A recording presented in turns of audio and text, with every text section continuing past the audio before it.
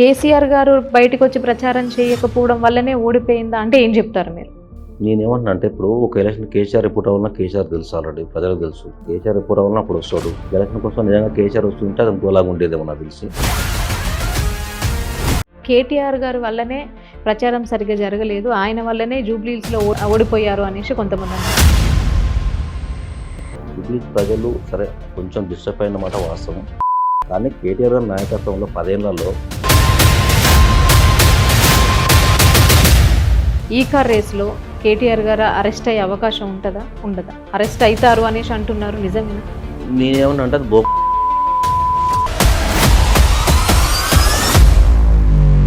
సరే, ఇప్పుడు పార్టీ ఫిరాయించిన ఎమ్మెల్యేల పరిస్థితి ఏంటంటే ఏం చెప్తారు? వాళ్ళు ఖచ్చితంగా అందరూ రాజీనామా చేయాల్సింది. ఎవరు కోర్టు డిస్క్వాలిఫై చేస్తుంది ప్రెసిడెంట్. ఆల్రెడీ నాకు తెలిసి ఇప్పుడు ఫస్ట్ లిస్టులో మన ప్రజలు దారుణాయందరు ఖైరతాబాద్లో ఎవరికి సీట్ ఇచ్చే అవకాశాలు ఉండొచ్చు అని మీరు అనుకుంటున్నారు? అందరు రెడీగా ఉంటారు. కానీ నాగేంద్ర స్ట్రాటజీ తెచ్చుకోవాలి. ఇక్కడ నాగేంద్ర కొట్టాలంటే నాగేంద్ర స్ట్రాటజీ, నాగేంద్ర ఐడియాలజీ తెచ్చుకోవాలి. జూబ్లీస్లో ఓన్లీ రౌడీ కమ్ ప్రచారం ఉన్నది. కానీ ఇక్కడ రాజకీయ నాయకుడు కమ్ రౌడీ.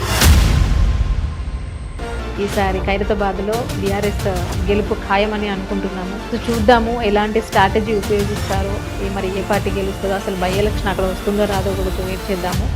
నాగేందర్ ఎమ్మెల్యే ఉన్నప్పుడు, పెద్దోళ్ళు కార్పొరేట్లు ఉన్నప్పుడు నేను ప్రతిపక్షాన్ని గెలుచుకున్నాడు. ఆ స్ట్రాటజీ నాకు తెలిసి కూడా చెప్తున్నాను. అందుకే నాగేందర్ని కొట్టాలని నాగేందర్ లాగానే ఆలోచన చేయాలి. ఖచ్చితంగా నాగేందర్ని కొడతా, ఇక డౌట్ లేదు.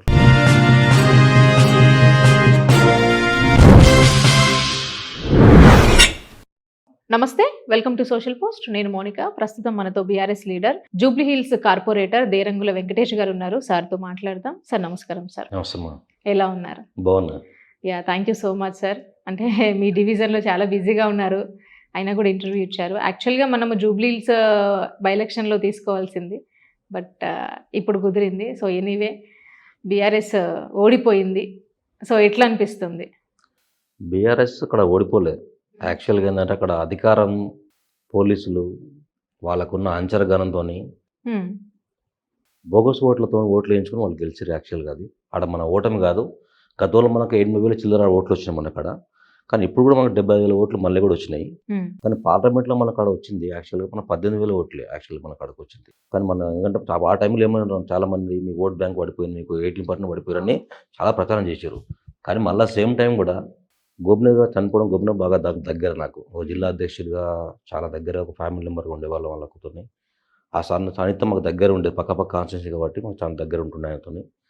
ఆ చనిపోవడం బాధాకరం. అయినా సరే పార్టీ మళ్ళీ ఆ కుటుంబానికి అండగా ఉండాలని చెప్పేసి ఆ కుటుంబంతో వాళ్ళ మహిళకు, వాళ్ళ వైఫ్కు చేయడం జరిగింది. చాలా అంచనాలతో చాలా చాలా కార్యకర్తలు కానీ, ఎమ్మెల్యేలు కానీ, ఎంపీలు కానీ, చాలామందికి ఎమ్మెల్సీలు కానీ, కార్పొరేషన్ చైర్మన్గా చాలామంది కార్పొరేటర్లతో సహా అందరూ చాలామంది కష్టపడ్డారు. ముఖ్యంగా కాన్స్టిట్యూన్సీలో ఉన్న బీఆర్ఎస్ కార్యకర్తలకు నా హ్యాట్సాప్. ఎందుకంటే అంత ఒత్తిడి ఉన్నప్పటికైనా చాలా కష్టపడ్డారు. కేవలం వాళ్ళ పోలీసులు అడ్డం పెట్టుకొని మాత్రం వాళ్ళు గెలవగలిగారు. ఎందుకంటే లైవ్లో 5,000 బిర్యానీ పొట్లను లైవ్లో వేయడం మేమే పోయి చూసినాం. నేను దగ్గరున్న ఆ రోజు అక్కడ ఒక ఫంక్షన్ హాల్లో కూడా 1000 మందిని పెట్టేసి బోగస్ ఓట్లు వేయడానికి ప్లాన్ చేసి మేము పట్టుకున్నాము. క్లోజ్ అయ్యారు, మీరు కూడా చూసారు ఆ రోజు కూడా. కాబట్టి నైతికంగా మేమే గెలిచినాం. అయినా గెలుపు అక్కడ గెలిచినందుకు నవీన్ కూడా శుభాకాంక్షలు చెప్తా ఉన్నాను. రాజకీయాల్లో కామన్, ఎలా నవీన్ గెలిచినప్పటికైనా ఉన్నది ఇంకా 3 ఏళ్ళు కాబట్టి వాళ్ళ మీద పైన చాలా బాధ్యత ఉంది.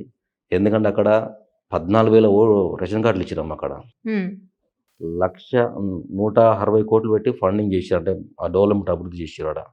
కానీ ఇవన్నిటికీ ప్రజలు ఎక్కడో కొంచెం మిస్గైడ్ అయింది. కానీ అయినా పర్వాలేదు, మంచి ఓట్లు బీఆర్ఎస్ పార్టీకి వచ్చినాయి. రాబోయే రోజుల్లో మళ్ళీ కూడా అక్కడనే మళ్ళీ సునీతమ్మ గారు మన నాయకత్వం మళ్ళీ గెలుస్తాం, అలా ఎలాంటి డౌట్ అవసరం లేదు. ఓకే, అంటే బేసిక్గా సార్ గవర్నమెంట్ అంటే ప్రజెంట్ గవర్నమెంట్ మీద చాలా వ్యతిరేకత ఉంది. అంటే వాళ్ళు ఇచ్చినటువంటి 6 గ్యారంటీలు ఏవైతే ఉన్నాయో అవి అమలు చేయలేదు. ఆ జూబ్లీహిల్స్లో గోపీనాథ్ గారు ఉన్నప్పుడు బాగుంటుండే, వాళ్ళు సతీమణికే వేస్తామన్నట్టుగా మనకి అంటే బై ఎలక్షన్ వరకు, పోలింగ్ వరకు కూడా బీఆర్ఎస్కి చాలా పాజిటివ్ ఉండే. అంటే ఇక్కడ జనాల్లో నుంచి అయినా, లేకపోతే ఇప్పుడున్న గవర్నమెంట్ మీద వ్యతిరేకత అయినా కూడా, అంటే ఎందుకు అంత ఓడిపోవాల్సి వచ్చింది? ఎందుకు అంటే ఏం చెప్తారు మీరు? కారణాలు అంటే నేను ఇప్పటిదాకా నాకు చాలా బైపోల్ వచ్చినాయి ఎలక్షన్. యాక్చువల్గా చాలా దాకా వచ్చినాయి, చాలా రాష్ట్రాల్లో వచ్చినాయి. కానీ ఒక 6 సార్లు ఏసీఎం కూడా గల్లీ పర్యటన చేయలేదు ఇప్పటిదాకా. అవును, అంటే ఓడిపోతామన్న క్లారిటీ వాళ్ళకు ఉంది కాబట్టి ఆ భయంతోనే పోలీసు యంత్రాంగాన్ని పెట్టుకొని, ఎన్నికల కమిషన్ పెట్టుకొని దగ్గర పెట్టుకొని మొత్తం పోల్ కానీ ఓట్లు కూడా పోల్ చేసుకొని వాళ్ళ దగ్గర ఉండి వాళ్ళు 6 సార్లు తిరిగి 100 కోట్లు ఆడ డబ్బులు వెదల్లి అలవింగానే హామీలు ఇచ్చి మాత్రం గెలిచిరు ఆడ ఖచ్చితంగా. కానీ అది గెలుపు కాదు, కానీ నైతికంగా బీఆర్ఎస్ పార్టీ గెలిచింది. కానీ ఆ గెలుపు కూడా మళ్ళీ కూడా అదే సీట్ని మళ్ళీ బీఆర్ఎస్ పార్టీ వచ్చే ఎలక్షన్ ఖచ్చితంగా మళ్ళీ మనం అంటే గెలుచుకుంటాం. ఇప్పటి వరకు ఏ సీఎం కూడా ఒక బై ఎలక్షన్‌కి ఈ రకంగా అంటే బయటకొచ్చి ప్రచారం అయితే చేయలేదు. సో, అంటే బీఆర్ఎస్‌కి చూసుకుంటే కేసీఆర్ గారు బయటకొచ్చి ప్రచారం చేయకపోవడం వల్లనే ఓడిపోయిందా? అంటే ఏం చెప్తారు మీరు? నేనేమంటున్నా అంటే ఇప్పుడు ఒక ఎలక్షన్ కేసీఆర్ ఎప్పుడు రావాలన్నా కేసీఆర్ తెలుసు, ఆల్రెడీ ప్రజలకు తెలుసు. కేసీఆర్ ఎప్పుడు రావాలన్నా అప్పుడు వస్తాడు. ఒక ఎలక్షన్ కోసం నిజంగా కేసీఆర్ వస్తుంటే అది ఇంకోలాగా ఉండేదేమో నాకు తెలిసి. హ్మ్. కానీ అన్న అయినా సరే, ఎందుకంటే కేటీఆర్ గారు చాలా చక్కగా పనిచేసినాడు. హరీష్ అన్న కూడా వివిధ కారణాలతో వాళ్ళ నాన్నగారు చనిపోవడం ఆ టైం కొన్ని రాలేకపోయినాడు. కానీ ఒంటి చేత్తోని కేటీఆర్ గారు చాలా చక్కగా చేసిర్రు. లాస్ట్ వన్ డే ముందు దాకా కూడా మేము ఆల్మోస్ట్ అన్ని సర్వేలు మీరు కూడా చూసిర్రు. చాలా సర్వేలు కూడా మేము గెలుస్తున్నాం, ఆల్మోస్ట్ అయిపోయింది అనేసి భారీ మేరతో గెలుస్తాం అనుకున్నాం. నైట్ వందల మంది శ్రీశైలం వాళ్ళంటే వాళ్ళ అంచర్లు మొత్తం సిటీలో ఉన్న వాళ్ళ అంచరగాను రాష్ట్రంలో మొత్తం దిగేసి లైవ్లో డబ్బులు వచ్చి ప్రజలని భయభ్రాంతులకు గురి చేసి మా క్యాటర్ కూడా చాలామంది భయపెట్టించేసి చేసింది కాబట్టి గెలవగలిగారు. అది గెలుపని మాత్రం ప్రజలు ఎవరు అనుకోవట్లేరు. నైతికంగా మేమే గెలిచినాం. గెలిచినప్పటికైనా ఖచ్చితంగా సొంతంగా లైవ్లో నిలబడుతుంది. ఇప్పుడు ఏవైతే హామీలు ఇచ్చారో హామీలను ఖచ్చితంగా నిరంతరం ప్రశ్నిస్తూ ఉంటుంది, అందులో ఎలాంటి డౌట్ అవసరం లేదు. ఆమె కూడా పార్టీ అండగా ఉంటుంది, అక్కడ ఉన్న కార్పొరేటర్ అండగా ఉంటారు, ప్రజలు అండగా ఉంటారు. ఓకే. అంటే సార్ ఇప్పుడు కేటీఆర్ గారే దీన్ని ఒంటి చేత్తో తీసుకొచ్చారు అని మీరు అంటున్నారు. బట్ కేటీఆర్ గారి వల్లనే ప్రచారం సరిగ్గా జరగలేదు, ఆయన వల్లనే జూబ్లీ హిల్స్‌లో ఓడిపోయాము అనేసి ఓడిపోయారు అనేసి కొంతమంది అంటున్నారు. ఏమంటే జూబ్లీస్ ప్రజలు సరే కొంచెం డిస్టర్బ్ అయిన మాట వాస్తవం. హ్మ్. కానీ కేటీఆర్ గారి నాయకత్వంలో 10 ఏళ్లలో ఐటీ శాఖ మంత్రిగా, మున్సిపల్ శాఖ మంత్రిగా 42 ఫ్లైఓవర్లు కట్టిర్రు, ఎన్ని రోడ్లు వేసిర్రు, ఎంత డెవలప్మెంట్, ఎన్ని కనెక్టివిటీ రోడ్లు చూసుకున్నాం. ఎగ్జాంపుల్ మన ఆఫీస్ పక్కన కనెక్ట్ 2 రోడ్లు వేసిర్రు, వాళ్ళు మీరు చూసారు ఆల్రెడీ. కాబట్టి అందుకోసం కేసీఆర్ గారి నాయకత్వంలో డౌట్ ఏం లేదమ్మా. కేటీఆర్ చాలా చక్కని నాయకుడు, మంచి నాయకుడు. ఆయన హయాంలోనే చాలా ఐటీ కానీ ఇవాళ సిటీ ఇంత ఫాస్ట్గా ఉండి ఈ 23 మంది ఎమ్మెల్యేలు సిటీలో గెలిచిరంటే కూడా వారి చొరవతోనే గెలిచారు. వాళ్ళు డౌట్ ఏం లేదు. కేటీఆర్ చక్కని పని చేశారు, అది అవాస్తవం. అది సరే, అంటే ఇప్పుడు బీఆర్ఎస్ ఓన్లీ సోషల్ మీడియాకే, రీల్స్‌కే పరిమితమా? లేకపోతే పాలన ప్రజల సంక్షేమానికి కూడా పనికొస్తదా? అంటే ఏం చెప్తారు మీరు? అంటే ఇప్పుడు స్వయాన కవిత గారే అంటున్నారు, వాళ్ళ చెల్లెలే అంటున్నారు, మా అన్న కొంచెం జూబ్లీ హిల్స్ మీద దృష్టి పెట్టి ఈ సోషల్ మీడియాని, రీల్స్‌ని, వీటిని ట్విట్టర్‌ని వదిలేస్తే బావుంటది, వీటి వల్లనే గెలవలేదు అనే విధంగా ఆవిడ మాట్లాడారు. సరే, అలాంటి లోపాలు కొన్ని ఏమవుతుందంటే మేము కూడా 10 మంది ఎమ్మెల్యేలు పార్టీ మారిర్రు. ఆ జాగాలలో ఏంటంటే కొంచెం క్యాడర్ని రేపు పొద్దుగాల జిహెచ్ఎంసీ ఎలక్షన్లు ఉన్నాయి, అక్కడ కార్పొరేటర్ గెలవాలంటే అవన్నీ చేస్తే బాగుంటే అలా రామన్నతో గతంలో చెప్పడం జరిగింది. మళ్ళీ కూడా చెప్పే ప్రయత్నం చేస్తాం. ఖచ్చితంగా అట్లనే రామన్న చెప్తే వింటాడు. అది యాక్చువల్లీ మనం ఆల్మోస్ట్ గెలుపనుకొని డిసైడ్ అయిపోయి కొంచెం హరీష్ అన్న వాళ్ళ ఫ్యామిలీ వాళ్ళ పర్సన్ చనిపోవడం కొంచెం క్యాడర్ డిస్టర్బ్ అయిపోయింది తప్ప అంత మించిగా ఏం లేదమ్మా. చక్కనే రామన్న గారి నాయకత్వంలో సిటీలో ఎంత పేరు వచ్చిందంటే కూడా వారి నాయకత్వంలోనే. కేసీఆర్ గారు సీఎం ఉన్నప్పటికైనా కానీ కేటీఆర్ గారు కూడా చాలా చక్కగా చేసిండు. ఎందుకంటే మన సిటీలో ఎవరన్నా చెప్తారు, ఏ సాఫ్ట్వేర్ ఎంప్లాయీ అయినా చెప్తారు, ఏ మాస్ లీడర్ అయినా చెప్తారు. కాబట్టి అట్లా ఏం లేదు. రామన్న గారి నాయకత్వంలో మళ్ళీ ఒకసారి కూడా జిహెచ్ఎంసీ మళ్ళీ క్లీన్ సీట్ చేస్తుంది, ఆ నమ్మకం మాకు ఉంది. అలాంటి ఏం లేదు. ఓకే, ఖచ్చితంగా ఇంకా బై ఎలక్షన్స్ ఉన్నాయి కాబట్టి సో మేము కూడా చూస్తాము. అండ్ అంతకంటే ముందు ఇప్పుడు కాంగ్రెస్ వచ్చి 23 నెలలు 22 నెలలు అవుతుంది. ఈ పాలన ఎట్లున్నది? గత 10 సంవత్సరాల బీఆర్ఎస్ పాలన ఎట్లున్నదంటే ఏం చెప్తారు మీరు? బీఆర్ఎస్ పాలనలో కర్షకులు, కార్మికులు అంతా చాలామంది బాగుపడ్డారమ్మా. ప్రతి ఒక్కరు బాగుపడ్డారు, చాలా హ్యాపీగా ఉన్నారు. రోజువారీ కూలి బిడ్డలు కూడా చాలామంది బాగుపడ్డారు. కూలి దొరుకుతున్న హ్యాపీగా ఉండేవాళ్ళు. ఇల్లు కట్టుకున్న చాలామంది వివిధ రాష్ట్రాలకు వెళ్ళి హైదరాబాద్ బతకనికి వచ్చిన వాళ్ళు కూడా అందరికి ఉపాధి దొరికేది ఆ గవర్నమెంట్లో, బీఆర్ఎస్ గవర్నమెంట్లో. ఈ గవర్నమెంట్లో మాలండలకే పని లేదు. ఇక మామూలుగా పరిస్థితి ఎలా ఉంటుందో మీరు అర్థం చేసుకోండి. కానీ ఈ ప్రభుత్వం ఎప్పుడు పోతున్నా ప్రజలంతా ఎదురు చూస్తూ ఉన్నారు. కానీ ప్రభుత్వం ఇప్పటికైనా గ్రహించి అట్లీస్ట్ ఉపాధి, చాలామంది ప్రజలకు ఉపాధి లేదమ్మా. భవన కార్మికులకి అయితే మరీ దారుణం. భవన కార్మికులకి అయితే నిర్మూలనపై అసలు ఇబ్బంది పడతా ఉన్నారు. చాలామంది వాళ్ళకున్న ఎక్విప్మెంట్ గుంజుకోపని కూడా ఫైనాన్స్ ఎంబర్ పడతా ఉన్నారు. కాబట్టి చాలా ఇబ్బంది పడతా ఉన్నారు. రేవంత్ రెడ్డి పరిపాలన ఇంత పరిస్థితి వస్తాయని ఎప్పుడు కళ్ళ కూడా మేము ఊహించుకోలేదు. ఇలాంటి అంటే ఒక 10 ఏళ్ళు బీఆర్ఎస్ పాలనలో ఒక ఇమాజిన్ అలాగ ఉండే మాకు అందరికి. అంటే విజన్ అంటే ఒక స్థాయికి వెళ్ళిపోయిన అందరం అనుకున్నాం. కానీ రేవంత్ రెడ్డి రావడంతో మళ్ళీ మేము తట్టుకొని మాలాంటి ఇబ్బంది అవుతుంది. కానీ కామన్ పీపుల్కి ఎట్లుంటామో మనం ఊహించుకోలేము. అది చాలా ఇబ్బంది అవుతుంది.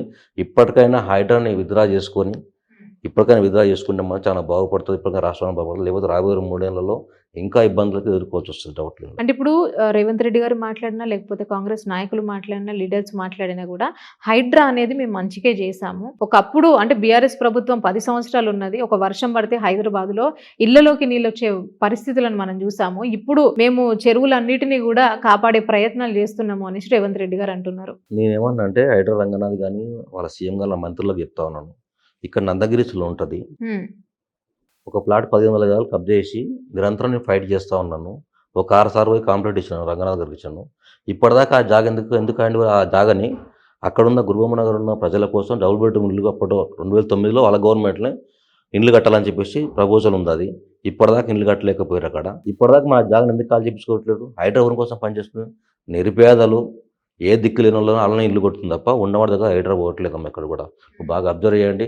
విధంగా చేయాలని చాలా కొట్టాలనుకుంటే ఎందుకు కొడుతున్నారు ఆయన కేవలం వాళ్ళ ఫండింగ్ చూపించి బెదిరించి బిల్డర్ల దగ్గర డబ్బులు వసూలు చేయడం తప్ప దాన్ని చేసేది ఏం లేదు. ఖచ్చితంగా వాళ్ళు డబ్బులు వసూలు చేయడం. అంటే ఇప్పుడు హైదరాబాద్లో నష్టపోయినటువంటి జనాలకు నష్టం జరిగింది, దానికి మేము అగ్రీ చేస్తాము. వాళ్ళకి ఎటువంటి సహకారాలు కావాలన్నా మేము చేస్తాము. కానీ ఓన్లీ పేదల మీదనే హైడ్రా వచ్చింది అనేది ఖచ్చితంగా రాంగ్. అది బీఆర్ఎస్ వాళ్ళే కావాలని దీన్ని ఎత్తి చూపే ప్రయత్నం చేస్తున్నారు.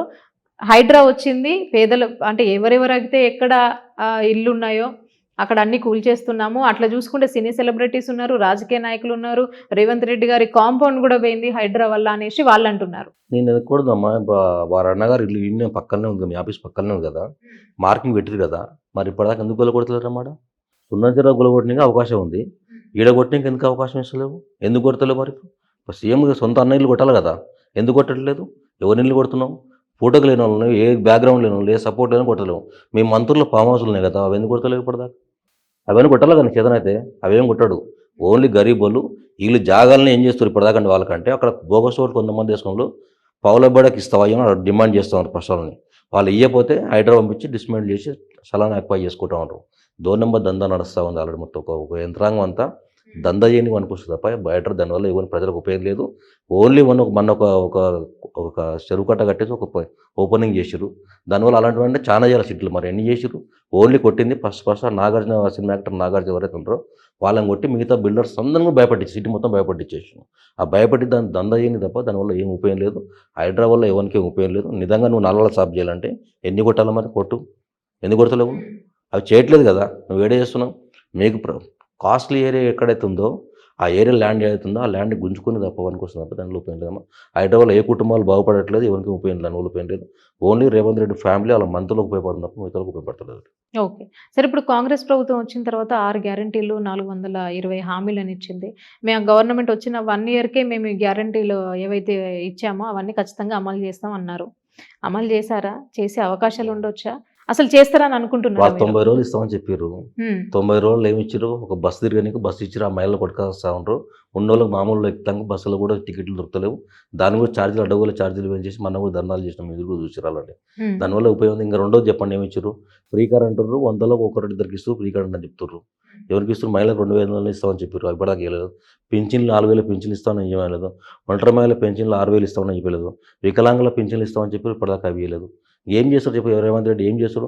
నిన్నమన్న దాకా ఊర్లో గ్రామాలలో యూరియా దొరకక ఇబ్బంది పడతా ఉంటే దానివల్ల ఏమైనా పట్టించుకొని ఆదురు ఉన్నాడా? వాళ్ళ అకాల వర్షాలు వచ్చి మొత్తం ఉన్నాయి, మొత్తం కొట్టుకపోతా ఉంటే ఇప్పటిదాకా ఒక మంత్రి ఇట్లా మలుచున్న పాపాన పోలేదు. అందుకే రాబోయే రోజులు ఖచ్చితంగా కాంగ్రెస్ పార్టీకి ప్రజలే బుద్ధి చెప్తారు. వాళ్ళు ఎక్కడికి వెళ్ళినా ఇదే పరిస్థితి. జూబ్లీస్లో 100 కోట్లు పెట్టి గెలవాలంటే ఎంత ఇబ్బంది పడ్డాడో అన్ని. ఇప్పుడు ఒక ఎలక్షన్కు సీఎం 6 సార్లు దిగిండు. మన 119 కాన్స్టిట్యూన్సీ ఎలక్షన్స్ ఎన్నిసార్లు దిగుతావు? కాన్స్టిట్యూన్సీ 6 సార్లు తిరగలుగుతావా? అసాధ్యం అవుతుందా? అందరు రేవంత్ తిరుగుతాడా? కాబట్టి అందుకోసం ఓడిపోతున్న భయం వాళ్ళకు ఉంది. ఖచ్చితంగా రాబోయే రోజుల్లో కాంగ్రెస్ గుణపాఠం ఇట్లా కూడా చెప్తారు. వాళ్ళు ఇచ్చినటువంటి 6 గ్యారంటీల్లో ఒక బస్సు తప్ప ఏవి అమలు చేయలేదని మీరు అంటున్నారు. గత బీఆర్ఎస్ ప్రభుత్వంలో రేషన్ కార్డులు లేవు, సన్నబియ్యం లేవు. మా ప్రభుత్వం వచ్చిన తర్వాత రేషన్ కార్డులు ఇస్తుంది, సన్నబియ్యం ఇస్తుంది, అర్హులైన ప్రతి ఒక్కరికి డబుల్ బెడ్రూమ్ ఇల్లు ఇస్తుంది, జాబ్ నోటిఫికేషన్ లేదు. మేము 70,000 నోటిఫికేషన్లు ఇచ్చామని ఈ గవర్నమెంట్ చెప్పుకుంటుంది. నేను ఒకటి చెప్తానమ్మా, ఇయ్యలే అంటారు కదా. 6,40,000 కార్డులు మీ రేషన్ కార్డులు మీరు ఇచ్చినాం కదమ్మా. 200 పింఛన్లు 2,000 పింఛన్ కేసీఆర్ గారమ్మా చేసినా చేయలేదా?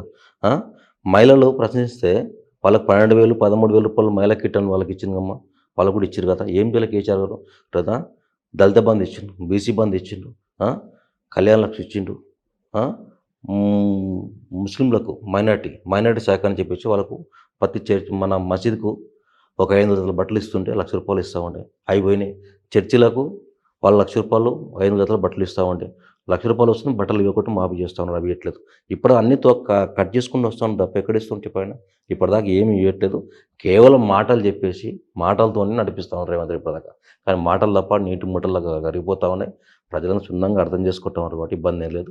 రాబోయే రోజులలో ఖచ్చితంగా కాంగ్రెస్ పార్టీ గట్టి ఎదురుదమ్మని తాకడం ఖచ్చితంగా అనుకుంటాం. అంటే ఇప్పుడు కాంగ్రెస్ ప్రభుత్వంలో ఉన్నటువంటి మంత్రులు కొంతమంది అంటే వీళ్ళు ఇచ్చిన గ్యారంటీల్లోనే అతి తులం బంగారం గురించి మాట్లాడుకుంటే పొన్నం ప్రభాకర్ గారు ఒక మీడియా ఛానల్లో మాట్లాడుతూ అంటే మేము హామీలు ఇచ్చినప్పుడు తులం బంగారం 50,000 ఉన్నది, ఇప్పుడు 1,50,000 ఉన్నది, ఆ విషయాన్ని పక్కన పెట్టు అంటున్నారు.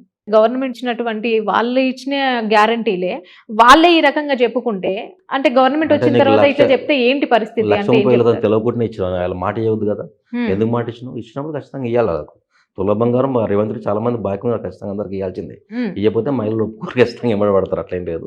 కానీ వాళ్ళు ఇచ్చిన అన్ని ఓన్లీ గద్దెనెక్కేదాకా అన్ని బోగస్ మాటలు చెప్పిండు. రేవంత్ రెడ్డి ఎన్ని మాటలు చెప్పి ఎక్కిండో ఇలా అన్ని రోజంతా గ్రాఫ్ పడిపోతూ ఉంది, ఇబ్బంది పడతా ఉన్నారు. ఒక ఎలక్షన్ కొట్టంగానే ఏదో పెద్ద కొట్ట కాదు, ఎలక్షన్ కాదు అది. కేవలం పోలీసులు అడ్డం పెట్టుకొని మాత్రం గెలిచిన వాళ్ళు ప్రజలను భయభ్రాంతులకు గురించి గెలిచి తప్ప అది రేవంత్ రెడ్డి గెలిపే కాదు. రాబోయే రోజుల్లో ఖచ్చితంగా రేవంత్ రెడ్డి గట్టి గుణపడడం జరుగుతుంది, ఇబ్బంది ఏం లేదు. ఓకే. అంటే సార్ గత బీఆర్ఎస్ ప్రభుత్వంలో జాబ్ నోటిఫికేషన్లు లేవు, ఇవ్వలేదు అనేసి ఇప్పుడు కాంగ్రెస్ ప్రభుత్వం రావడానికి ప్రధాన రీజన్ ఏంటంటే నిరుద్యోగులు. ఇప్పుడు ఈ గవర్నమెంట్ వచ్చిన తర్వాత నిరుద్యోగులకి ఉద్యోగాలు ఇచ్చారా? ఉద్యోగ నోటిఫికేషన్లు వచ్చాయా రాలేదా? ఆ నోటిఫికేషన్లన్నీ బీఆర్ఎస్ గవర్నమెంట్లో వేసినాయి కమ్మా. ఆల్రెడీ నర్సులకి 12,000 పోస్టులు ఉంటాయి. అవన్నీ ఆ గవర్నమెంట్ సెలెక్ట్ అయిన వాళ్ళకి సెలెక్ట్ అయ్యారు వచ్చి ఆ పత్రాలు ఇచ్చేసి మేము ఇచ్చాను అనుకుంటే ఎట్లా?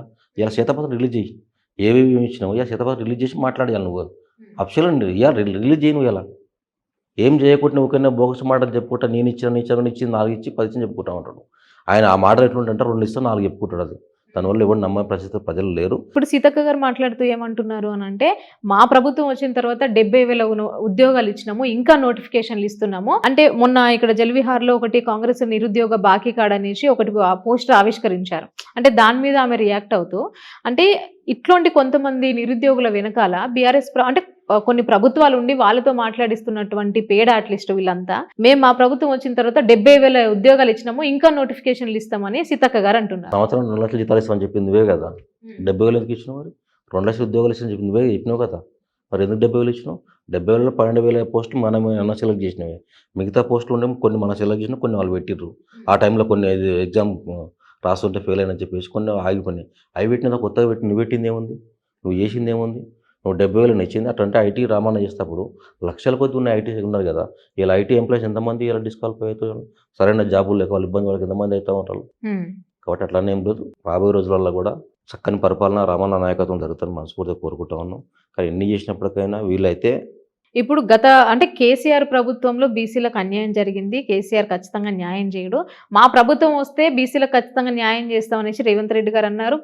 కాంగ్రెస్ ప్రభుత్వం అధికారంలోకి వచ్చింది. ఇప్పుడు అధికారంలోకి వచ్చిన తర్వాత ఏమంటున్నారు? వాళ్ళే జంతర్ మంతర్ అని ధర్నాలు చేస్తున్నారు. సో ఇప్పుడు బీసీలకి 42% రిజర్వేషన్ ఈ ప్రభుత్వంలో అమలయ్యే అవకాశాలు ఉండొచ్చు అంటే ఏం చెప్తారు? కామారెడ్డి డిక్లరేషన్లో మీరు క్లియర్ చెప్పారు కదా, ఇస్తామని చెప్పారు కదా. మరి అలా ఎందుకు యథావిధిగా పోతాను ఎందుకని చెప్తాము? గ్రామ పంచాయతీ ఎలక్షన్ పోతాను ఎందుకు చెప్తాను? ఆయన నీకు తెలియదా? అంటే కేంద్రం చేయాలని నీకు తెలియదా? తెలియకుండా హామీ ఇచ్చినాను. ఇలా బీఆర్ఎస్ గవర్నమెంట్లో ఎంతమంది బీసీ మంత్రులు ఉన్నామా? ఎంతమంది మహిళా మంత్రులు ఉన్నారు? బీసీలుగా నగర మేయర్ బీసీ కదా. 2 సార్లు బీసీ నగర మేయర్ 2 సార్లు బీసీ అవకాశం ఇచ్చింది. అంటే నా బీఆర్ఎస్ గవర్నమెంట్లో న్యాయం జరగలేదు ఇప్పటిదాకా. మంత్రులు ఆల్రెడీ తలసాని శ్రీనివాసన్ అయితేంది, మహమ్దార్ ఎమ్మెల్యే ఆయన అయితేంది, చాలామంది ఎమ్మెల్యేలు ఉంటారు ఆల్రెడీ. బీసీ మంత్రులు పోటీపోలే మెయిన్ పోటీపోలే చేసారు పట్ల వాళ్ళంతా. అట్లా వీళ్ళు ఏం చేసారు? వాళ్ళు 2-3 మంత్రులు ఇచ్చారు ఇప్పుడు. అది ఇంత లైన్ జరుగుతుంటే ఇప్పుడు ఇచ్చిన ఆయన ఆల్రెడీ, లేకపోతే అయ్యే పని ఇస్తుంటారు. కాబట్టి అట్లా బీఆర్ఎస్ గవర్నమెంట్లో కూడా బీసీలకు మంచి సంపద గౌరవం దక్కింది. వాళ్ళని రాబోయే రోజుల్లో కూడా ఇంకా మంచి జరుగుతుందని ఆశిస్తా ఉన్నాం. ఓకే. ఇప్పుడు సార్ ఈ కార్ రేస్లో కేటీఆర్ గారు అరెస్ట్ అయ్యే అవకాశం ఉంటుందా ఉండదా? అరెస్ట్ అవుతారు అనేసి అంటున్నారు, నిజమేనా? నేనేమన్నా అంటే అది బోకస్ కేసు యాక్చువల్గా. కేటీఆర్ గారు ఒక రాష్ట్రాన్ని ప్రపంచ స్థాయిలో పెట్టిన అది పెట్టి అలాంటి నాయకుని పట్టుకపోయి 40-50 కోట్ల కడే స్కామ్ చేసి 40 కోట్లు తినేంత వ్యక్తి అమ్మాయి నాకు అర్థం కాదు. కానీ కేవలం కాంగ్రెస్ కడుపు మంటతోని రేపు పొద్దుగా ఇంకైనా ఎలక్షన్ వస్తే రామన్న ఇంకా బయట ఉంటే ఇంకా ఇబ్బంది అవుతుంది, ఇంకా ఆయన గెలుపు ఇది కాబట్టి 3 సార్లు వచ్చినాను, ఇంకా రేపు గ్రామ పంచాయతీ ఎలక్షన్లో తిరగలేను కాబట్టి అంటే ఇప్పుడు ఆ భయంతోనే సార్ కేటీఆర్ సార్ కూడా అన్నారు లావాదేవీలు జరిగినటువంటి మాట వాస్తవమే, కానీ మేము ఏమంటారు వీళ్ళకి చెప్పే మేము చేస్తాము అనేసి కేటీఆర్ గారు అంటున్నారు, చెప్పకుండా అక్రమంగా లావాదేవీలు జరిగినాయి అనేసి వీళ్ళు అంటున్నారు. వాళ్ళ మంత్రి ఏదైతే ఉందమ్మో మంత్రి మండలిలో కూర్చొని డిస్కస్ చేసుకొని ఇచ్చింటారు నాకు తెలిసి ఖచ్చితంగా. అట్లా ఇవ్వకపోతే ఛాన్సే లేదు. ఆయన 40-50 కోట్లు తినేంత అవసరం అది కర్మేం పట్టలేదు వీళ్ళకు. అవన్నీ కేవలం తప్పుడు కేసులు.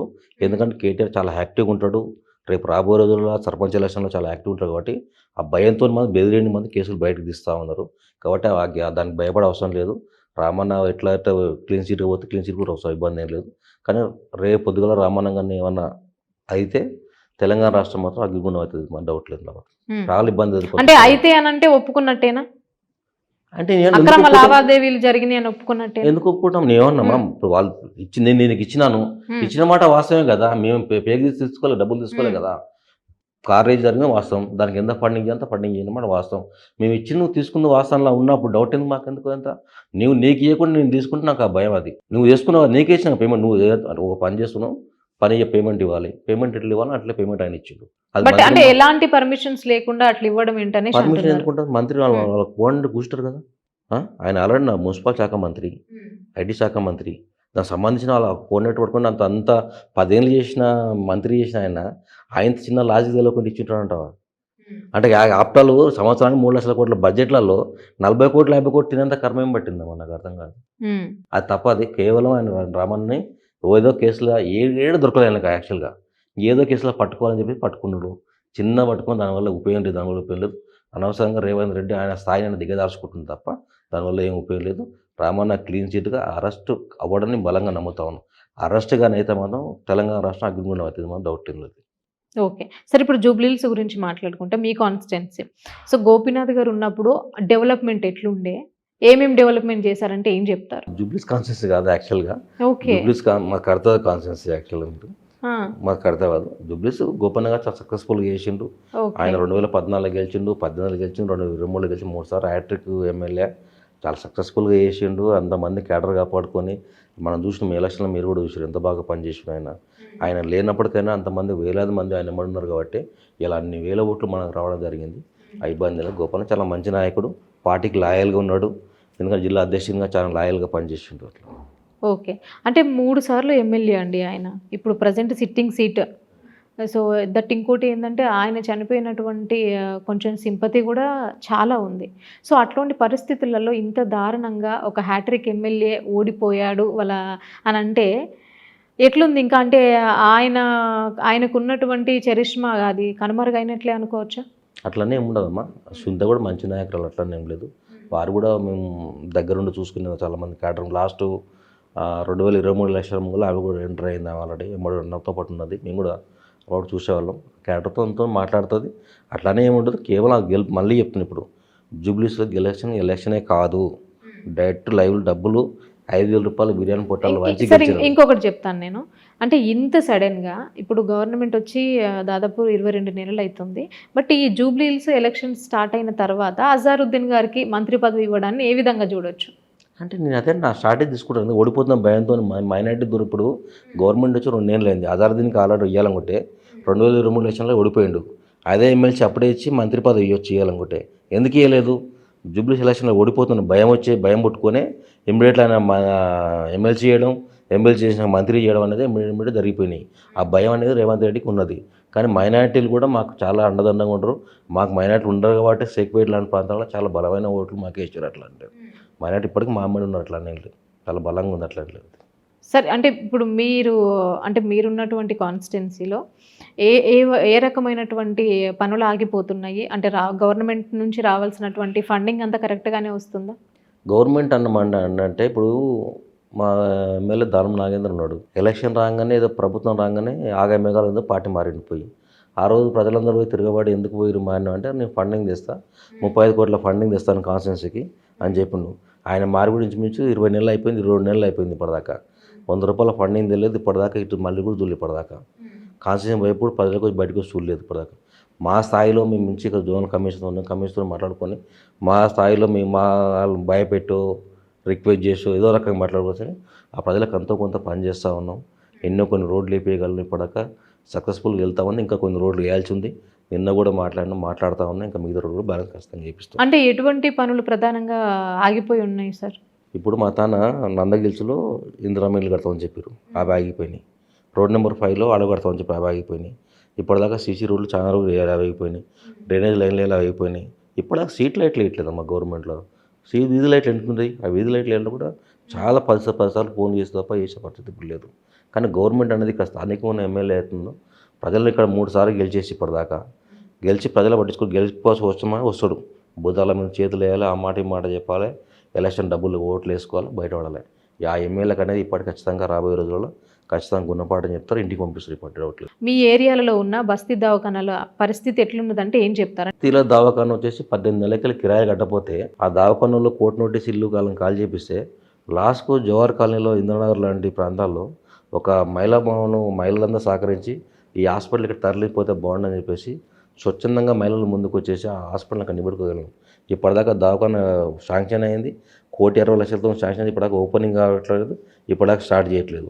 ఇక్కడ బీజనగర్ ఏదైతే ఉందో గవర్నమెంట్ హాస్పిటల్ 2009 కన్నా ముందు కూడా హాస్పిటల్ మునిగిపోయింది. ఇప్పటిదాకా మహిళలు ప్రత్యేకించే హాస్పిటల్ అది ఇంచుమించు 50 పడకలతో ఉంటుండే మంచిగా. ఆ హాస్పిటల్ ఇప్పుడు మునిపోయి ఇప్పుడు ఇన్నిసార్లు అయింది. ఇప్పటిదాకా నాగేంద్ర జరుగుతుంది దాని గురించి మాట్లాడాడు. చాలా పనులు ఖైరతాబాద్ కాన్స్టిట్యూన్సీలో పని చేయాలంటే చాలా విపరీతమైన పనులు ఉన్నాయి. చాలా కమ్యూనిటీ అలా ఆగిపోయినాయి ఇప్పటిదాకా. ఎందుకంటే చిన్న చిన్న ఫంక్షన్లు ఉంటాయి, బస్తీలలో చాలా ఎక్కువ ఉంటాయి. ఖైరతాబాద్ కాన్స్టిట్యూన్సీ చాలా బస్తీలు ఉంటాయి. ఆ బస్తీలలో చిన్న చిన్న ఫంక్షన్లు చేసుకోండి. ఇప్పుడు మీకు తెలుసు ఏ ఫంక్షన్కి వెళ్ళినప్పటికైనా 1,000 లక్షలు అడుగుతారండి. ఆ బస్సులో చిన్న చిన్న కుటుంబాలు అలా చేసుకోవాలంటే కొంతమంది చేసుకునే అవకాశాలు ఉన్నాయి. జాగా ల్యాండ్స్ కొన్ని అట్లా మిగిలినాయి. ఇప్పటిదాకా అవి చేయట్లేదు. పాఠశాల గురించి పట్టించుకుంటూ లేదు. ఇప్పటిదాకా అంగన్వాడీ కేంద్రాలు అయితే ఆ చిన్న చిన్న ఇరుకు రూమ్లలో పెట్టేసుకొని వాళ్ళందరూ ఇబ్బంది పడుతూ ఉంటారు. మా దగ్గర 10-11 ఉంటాయి, 2 మాత్రం గవర్నమెంట్ ఇళ్ళు ఉన్నాయి. మిగతా 7 మాత్రం ఓన్లీ ప్రైవేట్ ఇళ్ళలో పెట్టుకొని చెప్పుకుంటూ ఉంటారు. ఇవన్నీ చూడాల్సిన బాధ్యత ఎమ్మెల్యే పైన ఉంటుందా లేదా? చేయాలి కదా.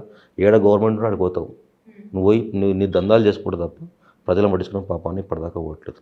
అందుకోసం ఇలాంటి ఎమ్మెల్యేలు మళ్ళీ ఒకసారి అవకాశం ఇస్తే ఇక మనం చెప్పించుకొని మనం కొట్టుకోవాలి తప్ప దానివల్ల ఉపయోగం అయితే లేదు. అది ఓకే సార్. ఇప్పుడు పార్టీ ఫిరాయించిన ఎమ్మెల్యేల పరిస్థితి ఏంటంటే ఏం చెప్తారు? వాళ్ళు ఖచ్చితంగా అందరూ రాజీనామా చేయాల్సింది, లేకపోతే కోర్టు డిస్క్వాలిఫై చేస్తుంది. ఇబ్బంది లేదు. ఆల్రెడీ నాకు తెలిసి ఇప్పుడు ఫస్ట్ లిస్టులో మన ఖైరతాబాద్ ఎమ్మెల్యే దారుణ నాగేందర్. ఎందుకంటే ఆయన ఎమ్మెల్యే చేసిండు, ఎమ్మెల్యే వేసి కాంగ్రెస్ బీఫామ్ మీద మళ్ళీ ఎంపీ కంటెస్ట్ చేసిండు. కానీ ముందు లిస్టులో ఉన్నది దారుణ నాగేంద్ర. ఎలాంటి డౌట్ అవసరం లేదు. నాకు తెలిసి మేబీ రేపు మాపో ఖచ్చితంగా రాజీనామా చేయాల్సి వస్తుంది. చేయకుండా సమస్య లేదు, చేస్తారు ఖచ్చితంగా. ఇప్పటి ఓడిపోతే ఇంటికి వెళ్తారు. ఇప్పటి డౌట్ ఇప్పుడు మళ్ళీ అంటే ఇప్పుడు ఈ జూబ్లీహిల్స్లో గెలిచిన ఊపుతోనే మళ్ళీ మేము ఖైరతాబాద్లో బై ఎలక్షన్ అంటే వస్తుంది అని అంటున్నారు. ఒకవేళ వస్తే కనుక మేము ఇక్కడ ఎట్లనైతే మంచి మెజారిటీతో గెలిచామో అక్కడ కూడా అట్లనే గెలుస్తామని కాంగ్రెస్ అంటుంది. నేను అక్కడిక్కడికి వేరియేషన్ ఉంటుందన్న. అక్కడ నవీన్ యాదవ్ గారు 3 సార్లు కంటెస్ట్ చేసి ఓడిపోయారు. అదొక సింపతి కొంత ఉన్నది. అక్కడ ఓసీ మహిళ అయిపోయింది అక్కడ. ఎందుకంటే గోపన్న ఫ్యామిలీకి ఇవ్వాలని చెప్పేసి ఉద్దేశించారు. ఇక్కడ ఖచ్చితంగా బీసీకి సీట్ ఇస్తారు. మాకున్న సమాచారం మేము మాట్లాడుకున్నాం కాబట్టి ఆ బీసీ విషయాలు. ఎందుకంటే అక్కడ బీసీ కుల సంఘాలన్నీ పనిచేసినాడు వచ్చి. ఇక్కడ అవకాశం ఇవ్వద్దంటే ఖచ్చితంగా ఇక్కడ బీసీకి కంటెస్ట్ చేస్తారు. ఖచ్చితంగా ఏదేమన్నా ఇప్పటి నాగేందర్ ఓటమి తప్పదు, ఇంట్లోకి వెళ్ళిపోవడం తప్పదన్న డౌట్ ఏమి అవసరం లేదు. అంటే ఇప్పుడు జూబ్లీహిల్స్లో ఓడిపోవడానికి అంటే రీజను అంటే అంటే కాంగ్రెస్ నుంచి నవీన్ యాదవ్ బీసీ కాబట్టి ఆయనకు టికెట్ ఇచ్చారు. అంటే మేము ఒక బీసీ ఆవిడకి ఛాన్స్ ఇవ్వలేక, బీసీ వాళ్ళకి ఛాన్స్ ఇవ్వలేక ఇక్కడ ఓడిపోయాం అనుకోవచ్చా?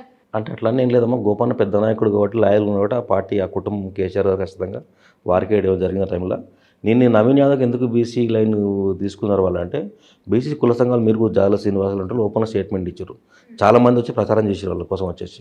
కాబట్టి ఆ బీసీ లైన్ తెలంగాణ రాష్ట్రం మీకు కూడా చాలా బలంగా నడుస్తూ ఉంది ఆల్రెడీ. కాబట్టి ఆ లైన్ ఎంతో కొంత వాళ్ళకి ఇన్పుట్ అయిందని మేము ఇంటర్నల్గా మేము అనుకుంటున్నాం. అది ఖచ్చితంగా అయిందని అనుకుంటున్నాం మేము అయితే. ఓకే. అంటే ఇప్పుడు ఖైరతాబాద్లో ఎవరికి సీట్ ఇచ్చే అవకాశాలు ఉండొచ్చు అని మీరు అనుకుంటున్నారు? అంటే ఇప్పుడు బీఆర్ఎస్ నుండే ఒక 2-3 రెడీ అయినట్టుగా కనిపిస్తోంది.